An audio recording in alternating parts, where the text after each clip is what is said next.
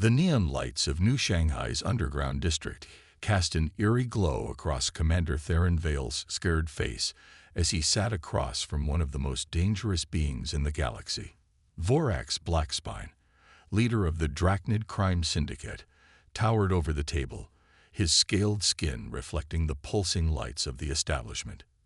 "You have a peculiar reputation, Commander Vale," Vorax's voice rumbled like distant thunder. A decorated Earth Force veteran who now works alone, yet maintains a curious moral code. His clawed hand pushed a data crystal across the table. "That makes you perfect for this task." Theron didn't touch the crystal. "I don't deal in sentient trafficking. Find someone else." "This isn't a request." Vorax's secondary eyes narrowed. "The celestial you'll acquire is no ordinary slave. They're a being of immense power, and in the wrong hands, they could tear apart the fabric of our reality. We need someone who can handle this delicately. And if I refuse?" Vorax's mandibles clicked in amusement. "Then the Earth Force High Command receives proof of your involvement in the Proxima Centauri incident. Your carefully maintained reputation would crumble, and your past would catch up with you rather quickly." Theron's cybernetic eye whirred as it focused on the crime lord. The Proxima Centauri incident, his greatest shame and his deepest secret. He'd spent 5 years trying to forget those screams. "You have 3 standard days," Vorax continued. "The Celestial is being held in the forbidden markets of New Shanghai's lower levels. Bring them to me, and your secret remains safe. Fail, and, well, I'm sure the military justice system will be very interested in your file." The journey to the lower levels felt like a descent into hell itself. Theron's ship, the Starcross, navigated through layers of decaying infrastructure and forgotten dreams. The forbidden markets existed in a gray zone. Technically illegal, but tolerated by corrupt officials who lined their pockets with blood money. As he moved through the crowded marketplace, Theron's enhanced senses picked up countless tales of misery. Species from across the galaxy, reduced to commodity. His hand instinctively tightened on his pulse rifle, but he forced himself to remain focused. One wrong move here would mean death, or worse. The celestial holding cells were housed in an ancient mining facility, its walls lined with null field generators to contain their powers. The guard, a cybernetically enhanced Vexian, barely glanced at Theron's credentials before waving him through.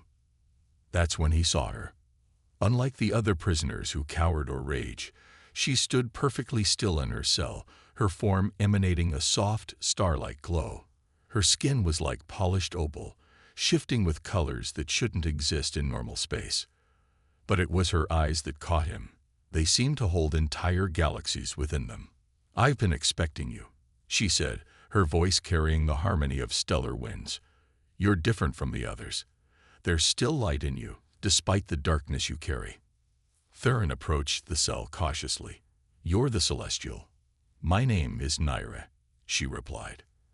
"And you are Theron Vale, the man who carries the guilt of Proxima Centauri like a chain around his soul."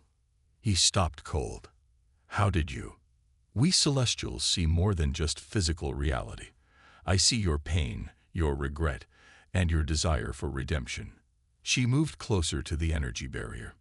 "You came here to capture me, but instead, you'll find your salvation." Theron's cybernetic eye scanned the security systems. "You seem very confident for a prisoner." "Because, Theron Vale, you're not here by chance. The threads of fate have brought us together." Her expression softened. "You seek forgiveness for your past, and I seek protection for my future. Perhaps we can help each other." The weight of his mission pressed down on him as he studied her. Vorax wanted this being's power for himself. That much was clear. But looking into those cosmic eyes, Theron saw something he hadn't expected: hope. "If I help you," he said carefully, "Vorax will destroy everything I've built." Naira smiled, and for a moment, the dingy cell seemed to fill with starlight. "Sometimes, Commander Vale, we must lose everything to find what truly matters."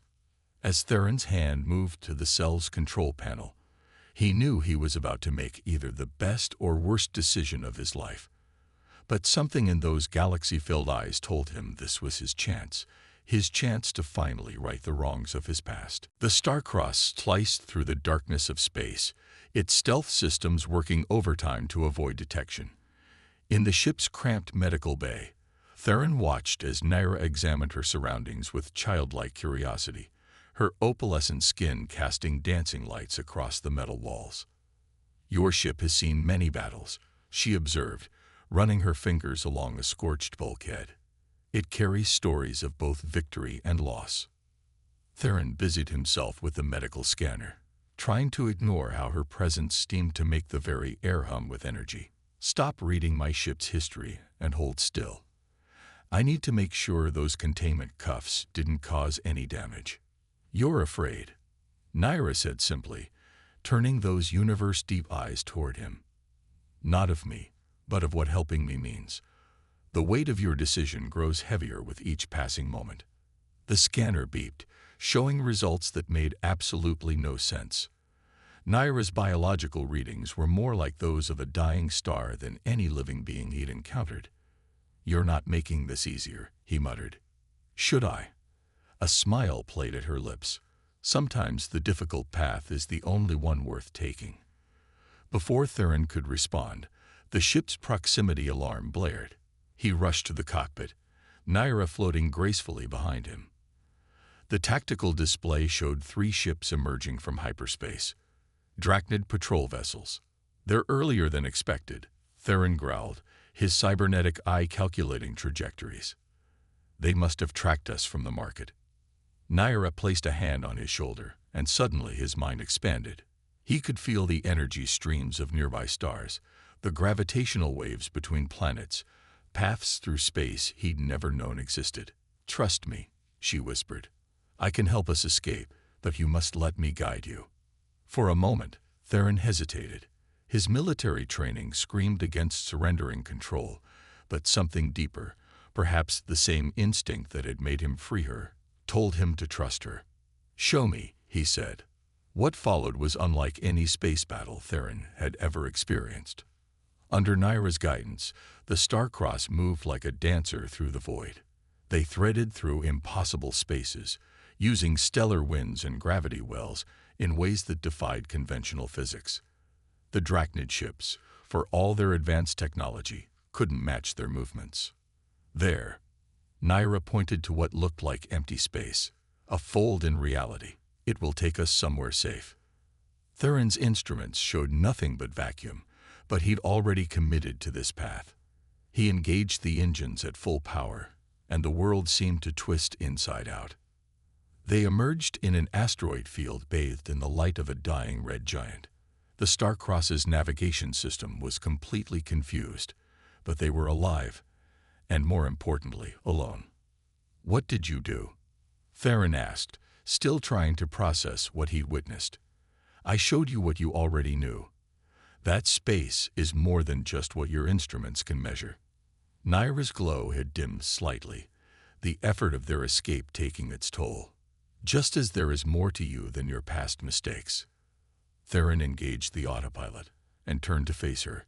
"Speaking of which, we need to talk about what you know about Proxima Centauri, and why Vorax wants you so badly." Naira's expression grew serious. "The Drachnid seek to use my kind's connection to the cosmic web, what you might call the fabric of space-time. They believe they can harness our abilities to create weapons of unimaginable power." "And can they?" "Yes," she said simply. "Which is why my people chose to hide themselves away eons ago. I am one of the few who still walk among younger races, observing, learning, hoping. Hoping for what? That species like yours might grow beyond their fears and limitations." She met his gaze.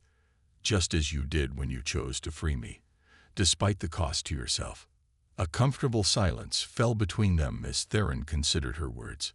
Finally, he asked, "Why me? Why trust me with all this?" "Because I see what you cannot. The path of redemption you've been seeking since Proxima Centauri. The lives you couldn't save then can be balanced by the lives you choose to protect now." She gestured to the stars around them. starting with mine.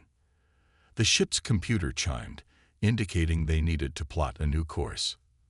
Theron turned back to the controls, but his mind was racing with possibilities.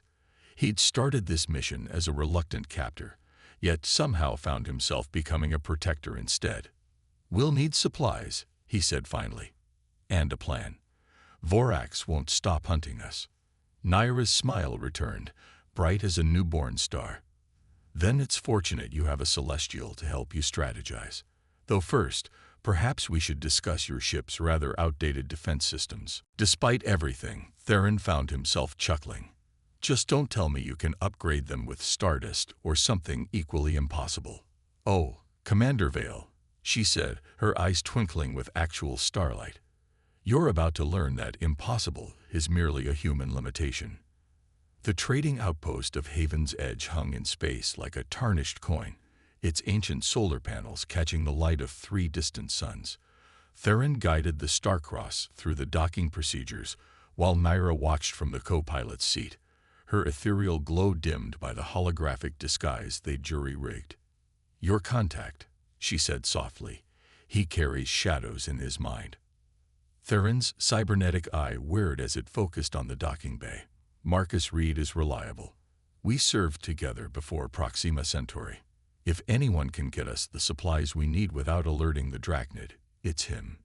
Trust, but verify," Naira quoted, earning a surprised look from Theron. "Yes, I've been studying your human idioms. They're quite fascinating." The meeting point was a dimly lit cargo bay deep within the station. Marcus Reed hadn't changed much in 5 years, still the same sturdy build and calculating eyes, though his hair had gone completely gray. His cybernetic arm, a reminder of their shared past, gleamed dully in the low light. "Theron Vale," Marcus greeted them with a thin smile. "Still flying that death trap you call a ship?" His eyes flickered to Naira, and something changed in his expression. "And who's your friend?" "Nova," Naira answered with a prepared cover story. "A pleasure to meet any friend of Theron's." Marcus's smile didn't reach his eyes. "Likewise. Now about those supplies." They discussed their needs: fuel cells, shield modulators, food synthesizers, all items that wouldn't raise suspicions individually but would sustain a long journey off the grid. Throughout the conversation, Theron noticed Marcus's subtle glances at the station's security cameras. "Something wrong?" Theron asked casually, his hand drifting closer to his concealed weapon. "Just being cautious," Marcus replied. "Speaking of which, have you heard about the bounty the Drachnid Syndicate just posted? Apparently, someone stole something very valuable from them. The reward would set someone up for life." The air grew thick with tension. Naira's disguise flickered almost imperceptibly, and Marcus's eyes widened. Before anyone could move, alarms began blaring throughout the station. "I'm sorry, old friend," Marcus said, raising his cybernetic arm, now reconfigured into a weapon. "But some debts can't be ignored." Theron moved faster than thought, his combat reflexes enhanced by years of cybernetic upgrades. He tackled Naira behind a cargo container as Marcus's shot sizzled through the space where they'd been standing. "Station security has been alerted," Marcus called out. "Vorax's personal fleet is already on the way. Don't make this harder than it needs to be." "The Drachnid threatened your family," Naira said suddenly, her voice carrying that otherworldly resonance. "They promised to protect them from the corporate death squads." "But they're lying, Marcus. I can see the truth in the cosmic threads." Marcus faltered. "You don't know anything about. Your daughter Lily is on New Terra, hiding from the Nova Corp's collectors. The Drachnid promised to clear her debt, but they've already sold the information about her location." The revelation hit Marcus like a physical blow. Theron used the distraction to move, but instead of attacking, he accessed his cybernetic eye's secure communication channel. "Security override Echo 79, he transmitted. "Confirm emergency protocol." Marcus's cybernetic arm suddenly went limp. He stared at Theron in shock. "You still had the override codes." "Insurance," Theron replied, emerging from cover. "Now we need to move. All of us." "What?" "Your daughter needs warning, and we need information. Vorax's operation is bigger than just capturing one celestial, isn't it?" Before Marcus could answer, Naira gasped. Her disguise fell completely as she pressed her hands against the station's wall. "They're here." Multiple ships emerging from fold space. The Drachnid brought their void hunters. "Impossible," Marcus whispered. "They wouldn't risk using those things in civilized space." "They would for her," Theron said grimly. "Marcus, last chance. Help us understand what we're really dealing with, and we'll help you save Lily." The station shuddered as the first void hunter ships attached themselves to the hull. Through the cargo bay's viewport, they could see the vessels, biological constructs that looked more like deep-sea predators than spacecraft. "The Celestials aren't just powerful," Marcus said quickly. "They're the key to something the Drachnid found in deep space. A weapon, or maybe a gateway. The files called it the Nexus." Naira's glow pulsed with recognition. The ancient confluence. They found it. For the first time since Theron had met her, she looked truly afraid. "We need to go," Theron decided. "Marcus, get to your ship. Warn your daughter. Then meet us at these coordinates." He transmitted a location through their secure channel. "They'll hunt us all," Marcus warned, already moving. "Let them try," Naira said, her fear replaced by determination. She raised her hands, and reality seemed to bend around them. "Theron, remember how we escaped last time? We're going to do something similar, but bigger." The station's lights flickered as Naira's power built. Through their growing connection, Theron could feel the cosmic energy she was gathering. The Void Hunters would be breaching the hull any second. "Whatever you're going to do," he said, drawing his weapon, "do it fast." Naira's eyes blazed with starlight. "Remember, Theron Vale. Sometimes we must break reality to save it." As the first Void Hunter crashed through the ceiling, Naira released her power, and the universe turned inside out around them. The planet had no name in any official star chart, just coordinates in an encrypted database. Its surface was mostly ocean, dotted with archipelagos of floating islands that drifted on thermal currents. The Starcross sat moored to one such island, its hull partially concealed by bioluminescent vines that seemed to respond to Naira's presence. 2 weeks had passed since their escape from Haven's Edge. 2 weeks of watching Naira grow stronger as she taught Theron to see the universe as her people did. 2 weeks of learning to trust. "Your form is improving," Naira observed as Theron attempted to manipulate the cosmic energy streams she'd shown him. Small motes of light danced between his cybernetic and organic hands. "Though you're still thinking too linearly. Some of us are bound by traditional physics," he grunted, trying to maintain the connection.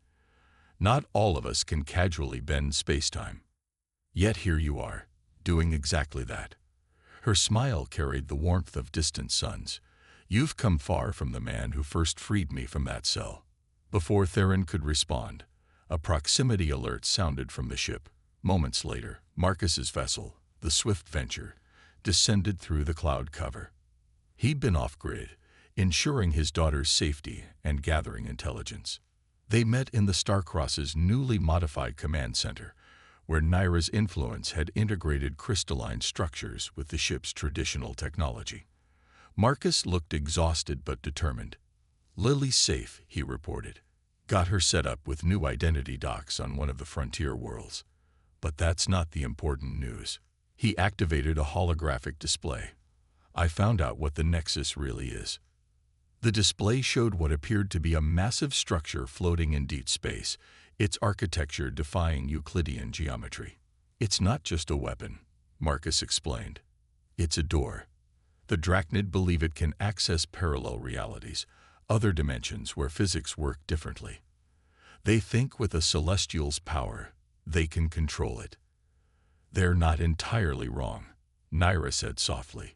"The ancient confluence was built by my ancestors as a way to study the multiverse, but they sealed it away when they realized its power could be weaponized. How many others like you are there?" Theron asked, a question he'd been avoiding for weeks. Naira's glow dimmed slightly. Phew, most of my kind exist in higher dimensions now, watching but never interfering. I chose to remain, to walk among younger races, to learn and teach, and perhaps to find connection.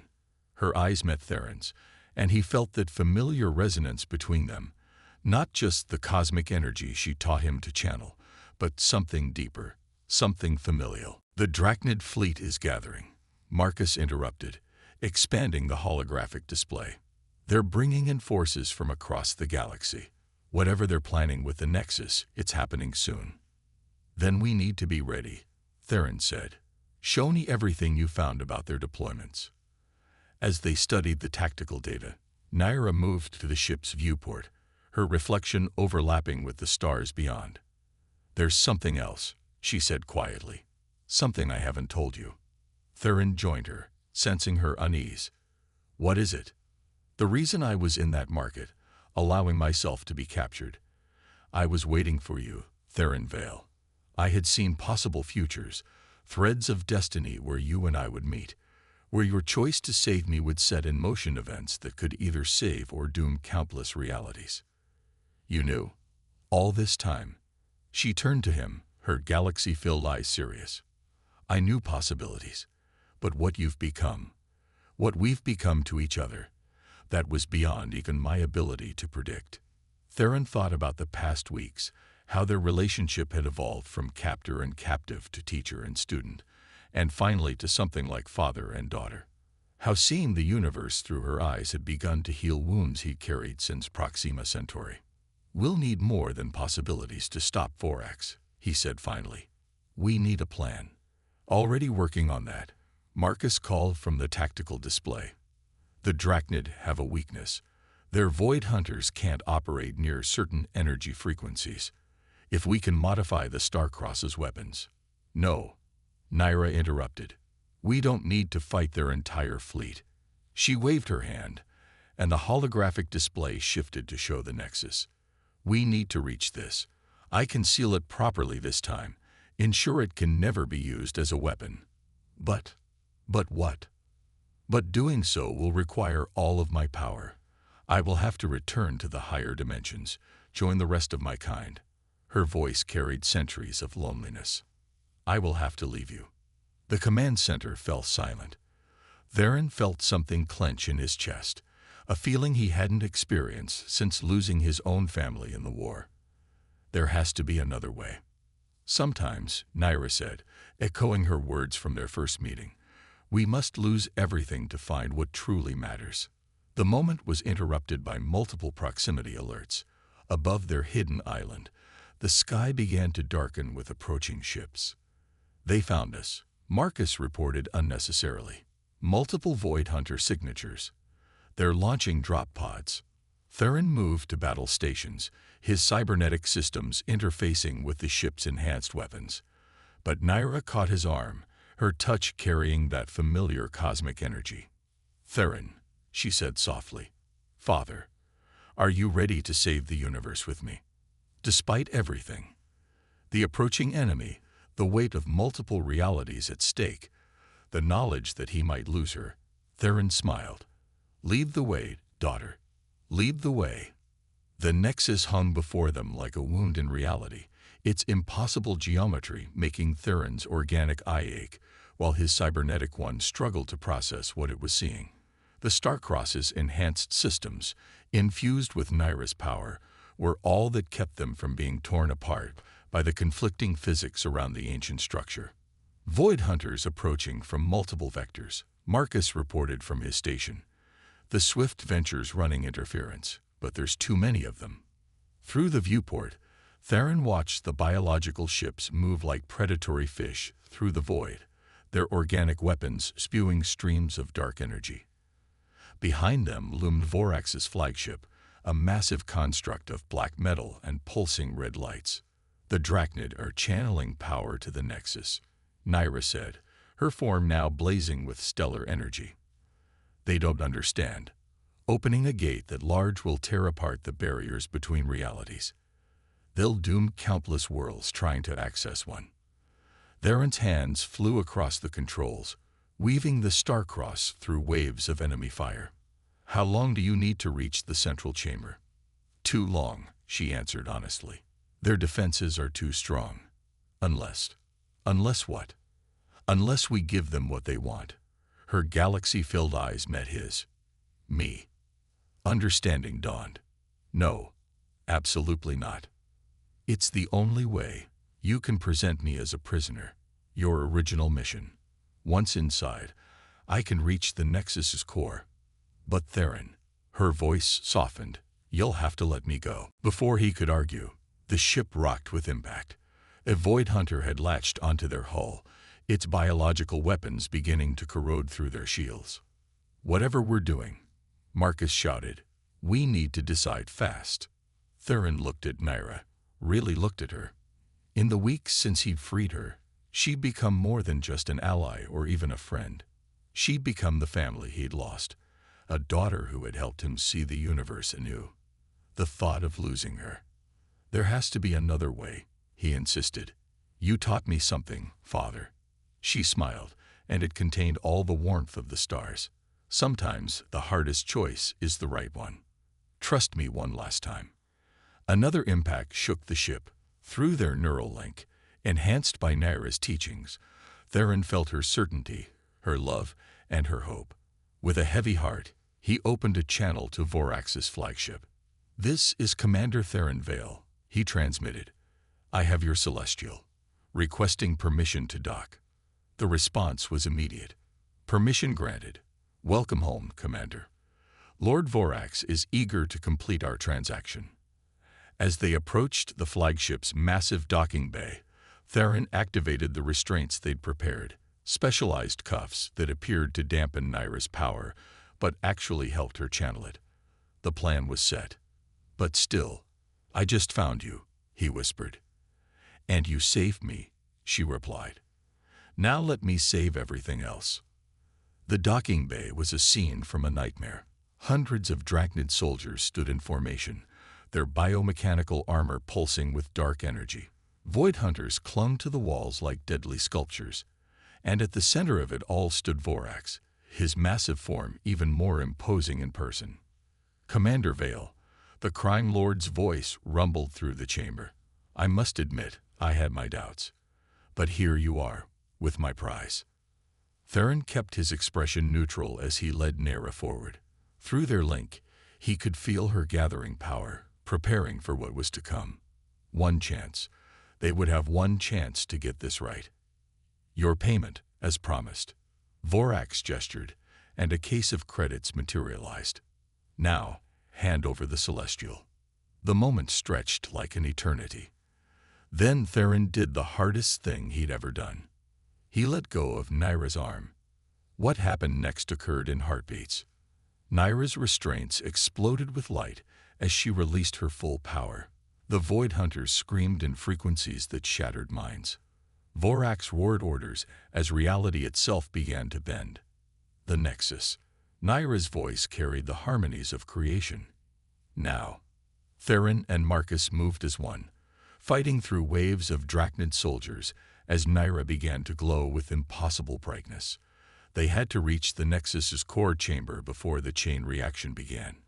"You understand nothing," Vorax bellowed, his form shifting as he revealed his true nature, a being of void and hunger. "The power of the multiverse will be mine." "No," Naira said simply. "It will be sealed forever." The battle that followed would be spoken of in whispered legends for centuries. Theron and Marcus fought their way through corrupted space as Naira and Vorax dueled with forces that could reshape reality. The Nexus pulsed with building energy, reality fracturing around them. In the core chamber, surrounded by crystalline structures that sang with power, Naira began the sealing ritual. Vorax's forces pressed in from all sides, but Theron held them back. His cybernetics pushed beyond their limits as he channeled everything Naira had taught him. "Father," Naira called, her form beginning to fade into higher dimensions. "Thank you for showing me what family truly means." "Daughter," Theron's voice broke.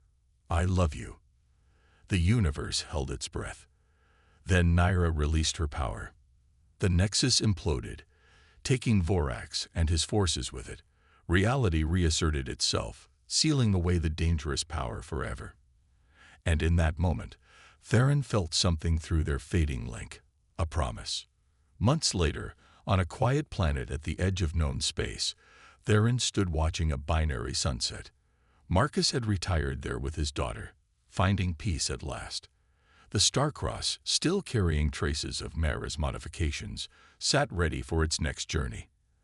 As the stars began to appear, Theron felt that familiar resonance, faint but present. Somewhere beyond normal space, in dimensions he could barely comprehend, his daughter was watching. And in the cosmic web that connected all things, their bond remained unbroken. He smiled, touching the crystalline pendant she had left him.